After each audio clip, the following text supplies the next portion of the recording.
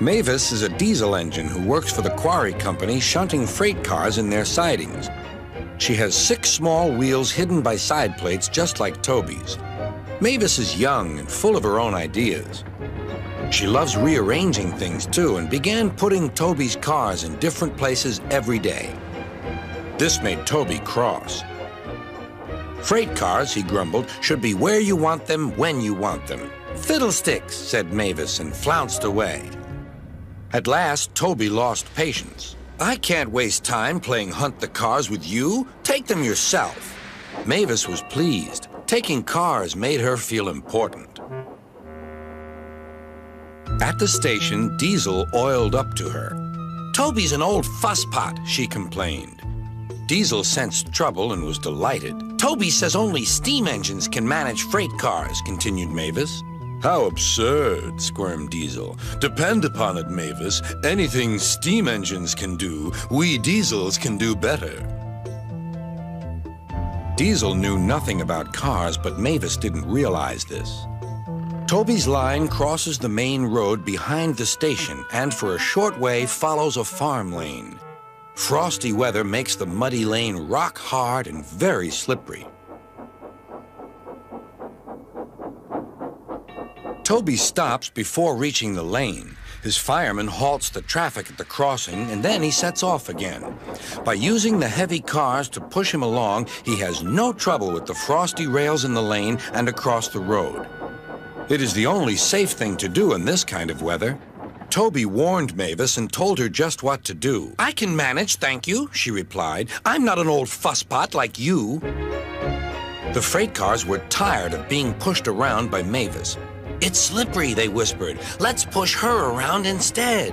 On, they yelled. Mavis took no notice. Instead, she brought the cars carefully down the lane and stopped at the level crossing.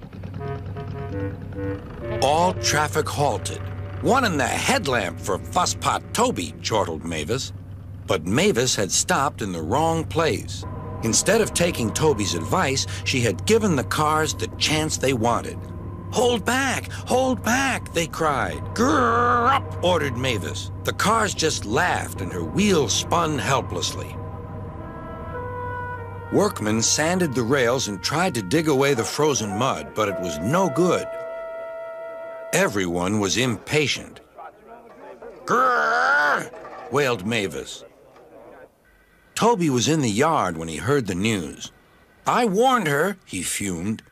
She's young yet, soothed his driver, and she can manage her cars herself, interrupted Toby. They're your cars, really, his driver replied. Mavis is supposed to stay at the quarry. If Sir Topham Hatt finds out... Yes, said Toby thoughtfully. He and his driver agreed that it would be best to help Mavis after all.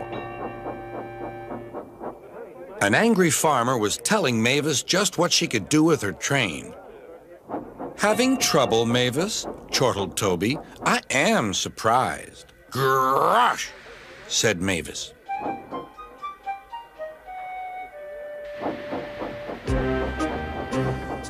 With much puffing and wheel slip, Toby pushed Mavis and the freight cars back. The hard work made his fire burn fiercely, and his firemen spread hot cinders to melt the frozen mud.